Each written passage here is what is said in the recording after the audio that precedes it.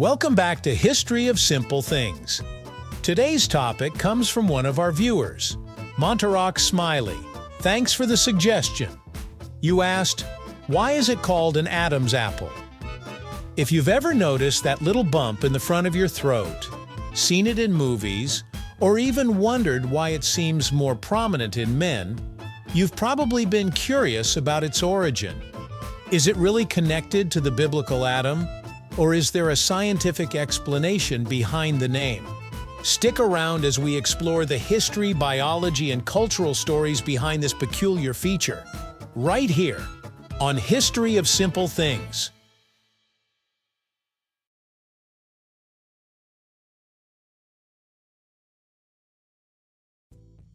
First, let's get the biology straight.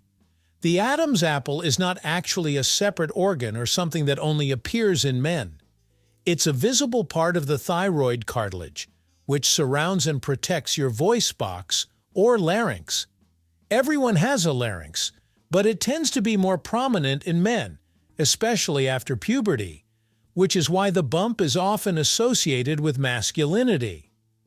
When testosterone kicks in during puberty, the larynx grows larger, and the cartilage protrudes more, creating that distinctive apple shape. This growth also changes the pitch of the voice, which is why adolescent boys' voices deepen. So in essence, the Adam's apple is a protective shield for your vocal cords, but one that also has a starring role in the drama of human puberty. Now, about that name, why Adam? The story comes from a popular folktale rooted in Christian tradition. According to the legend, when Adam ate the forbidden fruit in the Garden of Eden, a piece of it got stuck in his throat.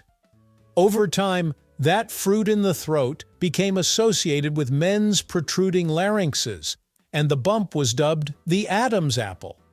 While charming, this story is purely symbolic and not based on historical or anatomical fact. No apple, or any fruit, was actually lodged in Adam's throat, but the tale stuck, likely because it gave people an easy way to explain an otherwise strange anatomical feature. It's a perfect example of how mythology and language often intertwine to give ordinary body parts memorable, if not entirely accurate, names. The term Adam's apple didn't appear in English texts until the 17th century, although other languages had similar expressions.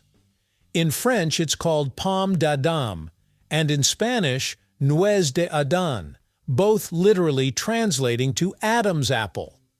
Interestingly, some cultures refer to it as the neck knot, or other descriptive terms based on its appearance rather than the biblical story.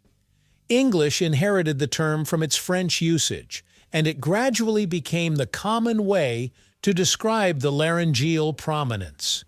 The persistence of the name shows how a simple folk tale can influence scientific terminology, even when the story is more metaphor than fact. You might be wondering why the Adam's apple seems like a male feature. Biologically, both men and women have thyroid cartilage, but men's cartilage grows larger and sticks out more during puberty, thanks to higher levels of testosterone. This is also why men typically have lower-pitched voices. The longer vocal cords and larger larynx change how sound resonates. In women, the thyroid cartilage tends to be smaller and less protruding, so the Adam's apple is often less visible. That said, some women do have noticeable laryngeal prominences, and in some cases, people undergo surgery to reduce the size for cosmetic or gender-affirming reasons. So, while it's popularly male, it's really just a matter of cartilage size and hormonal influence. The Adam's apple has appeared in more places than you might realize. Shakespeare mentioned it in passing, and it shows up in countless cartoons and pop culture references. Singers often notice it when hitting high notes, and throat injuries can sometimes involve this very cartilage. Interestingly, the term Adam's apple is purely descriptive and has no medical function. It's not used in anatomy textbooks for precise medical descriptions which prefer laryngeal prominence. Still, the phrase has endured for centuries, showing the staying power of a good story and a memorable visual. One of the most common misconceptions about the Adam's apple is that it plays an active role in swallowing or somehow affects how food moves down the throat.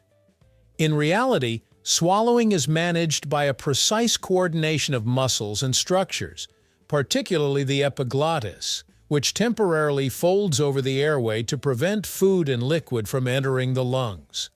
The Adam's apple itself, being part of the thyroid cartilage, does not guide food, increase the risk of choking, or function as a passageway. While the larynx may rise slightly during swallowing, this movement is part of airway protection rather than digestion. The Adam's apple's primary purpose remains structural, protecting the vocal cords and maintaining the shape of the voice box needed for sound production. So what can we take away from today's journey into the Adam's apple? At its core, it's a simple part of human anatomy, the laryngeal prominence that protects your vocal cords and helps shape the sound of your voice.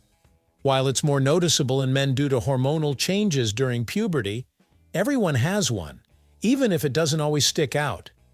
Its biological role is practical, but the story behind its name adds a whole layer of intrigue.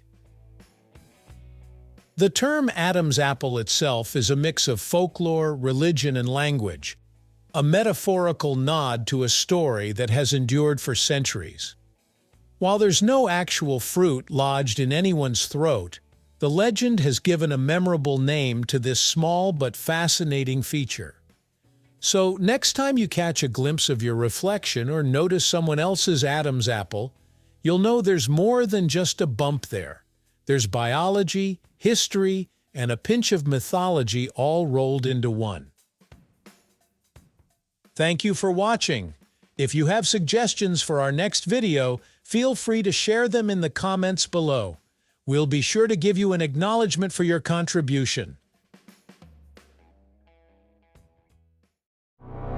Thank you for joining us on this journey through the history of simple things. Don't forget to like, subscribe, and stay tuned for more stories woven through the smallest details.